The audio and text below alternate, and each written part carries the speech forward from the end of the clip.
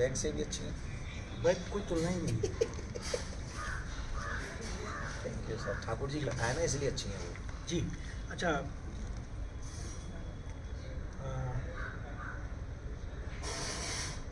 22 जनवरी को अयोध्या में राम मंदिर की प्रतिष्ठा है।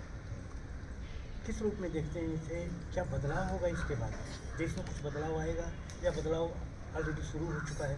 मुझे ऐसा लगता है कि बदलाव प्रारंभ हो गया है उस दिन से जिस दिन से राम मंदिर की नींव रखी, या मैं ये कहूँ जिस दिन राम मंदिर बनेगा ये निर्णय सुप्रीम कोर्ट से आया, जी उसी दिन से बदलाव प्रारंभ हुआ।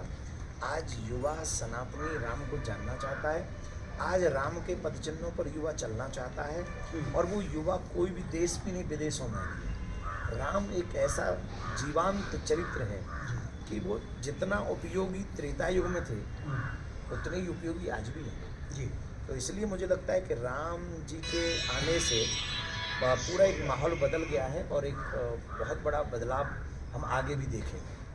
जी ये कहा जा रहा है कि भाजपा जो है वो राम मंदिर का राजनीतिक इस्तेमाल कर रही है, सहमत हैं आप इससे? देखिए, पार्टियों का अपना अपना मामला है, कोई ना कोई कुछ ना कुछ तो कहेगा। जी तो जो कुछ कहेगा तो उसमें हम जैसे आध्यात्मिक लोगों को कुछ नहीं कहना चाहिए, पर मैं इसमें इतनी सी बात जोड़ दूंगा जी कि पूर्व प्रधानमंत्री राजीव गांधी ने सबसे पहले मंदिर का वो ताला खोला था 89 या 88 में खोला था, जी आपने छापा होगा। उसी समय मंदिर बना देते तो बीजेपी को ये मौका ही नहीं मिलता, वो अवसर तो आप पे था, आप बना देते। यानी कांग्रेस चूक गई। जो भी हो, मतलब एक जो मुझे इतिहास बताया जाता है, हम लोग जब पढ़ते हैं तो पहला मंदिर का ताला उन्होंने खोला, उसी समय बना देते तो बीजेपी को ये अवसर कहाँ मिलता।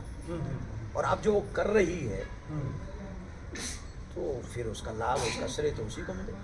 जी आप कर लेते आपको मिल जाता। जी बढ़िया बात। कुछ राजनीतिक दल मंदिर की आवश्यकता पर प्रश्न चिन्ह लगा रहे हैं। क्यों जरूरी है मंदिर? क्या मंदिर ही जरूरी है? कुछ कहना चाहेंगे आप? नहीं, वो क्या कहना चाहते हैं, वो उनके लिए क्या आवश्यक है? नहीं, उन्होंने अस्पतालों की बात की, रोजगार की बात की, शिक्षा की बात कर रहे हैं। वो कह रहे हैं कि मंदिर जो है वो जरूरी नहीं है। मस्जिद जरूरी है? अगर मंदिर जरूरी नहीं है, क्या मस्जिद जरूरी है? क्या वो ये कह पाएंगे कि चर्च भी जरूरी नहीं है? कह पाएंगे? जी कहेंगे, आके बयान दें। जी अगर उनको लगता है कि मस्जिद जरूरी नहीं है, चर्च जरूरी नहीं है, तो फिर मैं इस बयान को आगे बढ़ाऊंगा कि हाँ मंदिर जरूरी है कि नहीं। जी लेकिन पहले वो मेरा एक क्वेश्चन का आंसर दें कि चर्च जरूरी है कि नहीं, मस्जिद जरूरी है कि नहीं, ये जी। तो आप ये कहना चाहते हैं कि हिंदुओं से जुड़े हुए जो मुद्दे हैं या हिंदुओं के हित के जो मुद्दे हैं उनको टारगेट करना ज़्यादा आसान है राजनीतिक दलों के लिए? मैं कह रहा हूँ क्यों करोगे? जी आप पे मुद्दे तो बहुत हैं, आप जनता से संबंधित मुद्दे उठाइए ना। आज भी इलाज किसी भी सरकार में चले जाओ आप, प्रदेशों की में, देश की में, कहीं भी इलाज इजीली हो रहा है, न्याय इजीली मिल रहा है क्या? इन मुद्दों को उठाओ ना, खाना के मुद्दे को उठाओ ना, नौकरी का मुद्दा उठाओ ना, और 500 मुद्दे हैं जो सबके फायदे के, उनको उठाओ ना। सड़क का मुद्दा उठाओ, कुआं का मुद्दा उठाओ, पानी का मुद्दा उठाओ, बिजली का मुद्दा उठाओ, घर का मुद्दा उठाओ, आकाश का मुद्दा उठाओ, धरती का उठाओ, पृथ्वी पे इतनी भूचाल आ रहे हैं उनका मुद्दा उठाओ। 500 मुद्दे हैं जी। क्यों राम के पीछे पड़े हो यार? क्यों राम कृष्ण के पीछे, सनातनियों को गाली देने के पीछे पड़े हो तुम? कि सनातन तो साहब कोड है, सनातन तो जो है वो क्या नाम है, HIV है, सनातन तो कोरोना है, राम मांस खाते थे। क्या मतलब है तुम्हारा भाई? क्या कहना चाहते हो तुम? से हम ही लाख बुराई हैं तो एक काम करो, तुम सब जो जिन को ऐसा लगता है हम सब में गोली मार दो, खत्म करो। जी जी जी। पाकिस्तान में जाके तुम राज्य करो, हमें मार दो। यार कमाल करते हो। हम लोग 100 करोड़ लोगों को हट करने में आपको थोड़ी सी झिझक नहीं है जी जी। और थोड़ी थोड़ी संख्या में जो लोग हैं उनकी झिझक के मारे आपकी क्या बोलूँ मैं। तो ये जो 100 करोड़ लोग हैं ये इसके जिम्मेदार नहीं है? नहीं, वो तो फिर अपने टाइम पे अपना काम करते हैं, फिर रोते। जी।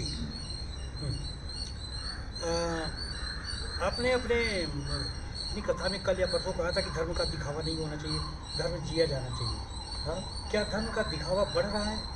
हाँ बढ़ रहा है। क्यों? एक बढ़ इसलिए रहा है कि व्यक्ति अपने आप को धर्मात्मा दिखाना चाहता है, बनना नहीं चाहता धर्मात्मा। जी। जैसे हमने तिलक तो लगा लिया, लेकिन हम झूठ नहीं बोले ऐसा संकल्प नहीं जी। समझे। मैं मंदिर तो चला गया ट्यूसडे, मंगलवार को मैं मंदिर जाता हूँ। और आजकल आपने एक बहुत अच्छी चीज़ सुनी होगी, मैं मंगलवार को पीता नहीं हूँ, बाकी के 6 दिन पीता हूँ। ये कौन सा धर्म है? कौन किस धर्म ने सिखाया है तुमको कि 6 दिन पी लो, मंगलवार को नहीं पियोगे तो तुम धर्मात्मा हो जाओगे?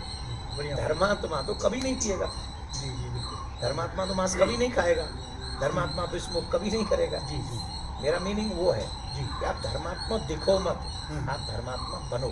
जी दिखने से आपका कल्याण नहीं होने वाला, बनने से ही आपका कल्याण होगा। जी। धर्म एक ऐसा शब्द है जिसको लेकर के बड़ी भ्रम की स्थिति है।